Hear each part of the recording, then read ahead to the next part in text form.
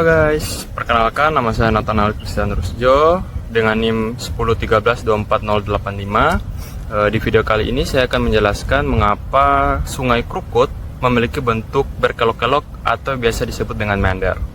Meander adalah istilah yang digunakan untuk sungai yang memiliki bentuk berkelok-kelok seperti ini, dan ini. Nah guys, Sungai Krukut yang saya amati berlokasi di Jalan Widya Chandra 9, Kecamatan Kebayoran Baru, Jakarta Selatan. Secara garis besar, terdapat 3 faktor yang menyebabkan Sungai Krukut memiliki bentuk meander.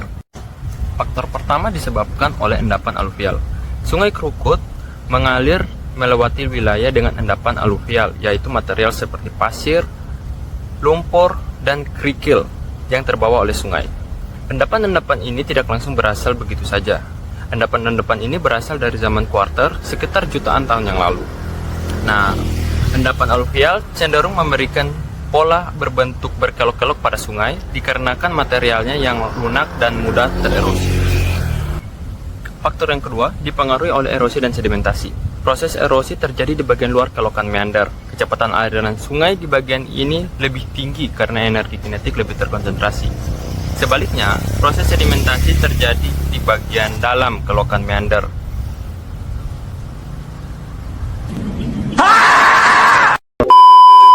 Sebaliknya, proses sedimentasi terjadi di bagian dalam kelokan meander. Kecepatan aliran sungai di bagian ini lebih lambat, sehingga terjadi penumpuan sedimen.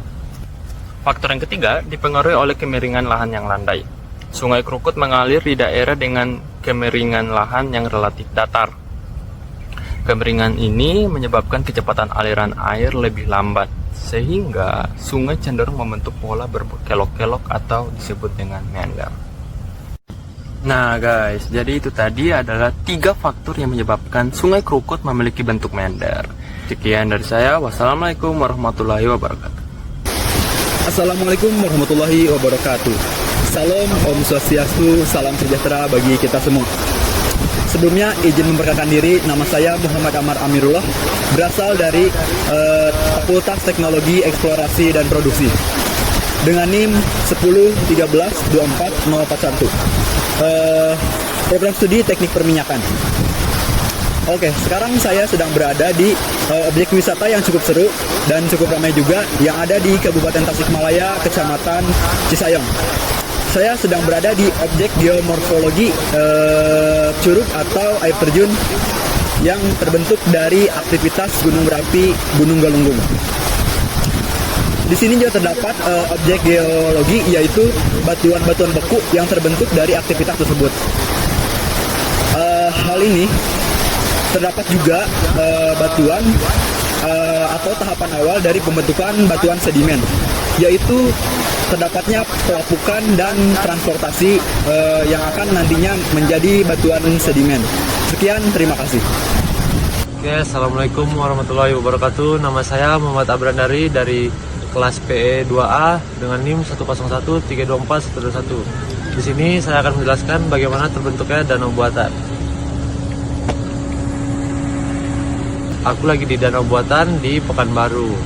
Di sini saya akan menjelaskan bagaimana terbentuknya danau buatan menurut geologi. Oke, yang pertama yaitu topografi cekungan. Mengapa sih danau buatan terjadi? Dikarenakan memiliki cekungan dan memiliki lembah di suatu wilayah tersebut.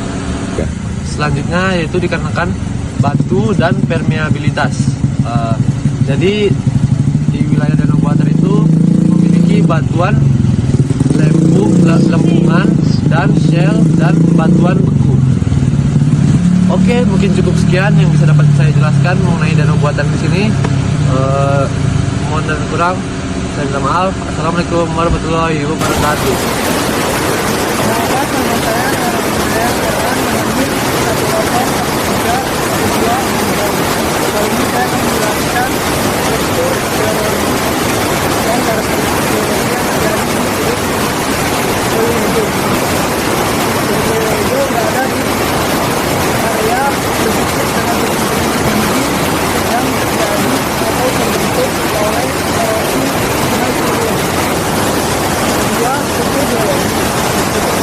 Secara ini sudah dilakukan oleh Badan Geologi yang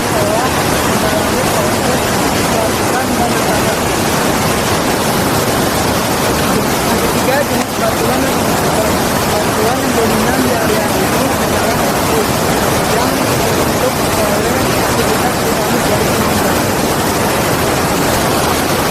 Andesit merupakan batuan batu yang terbentuk ketika lava dengan kandungan fisika magma mendingin dan menyerap permukaan. Inilah keindahan Curug Uyeyken.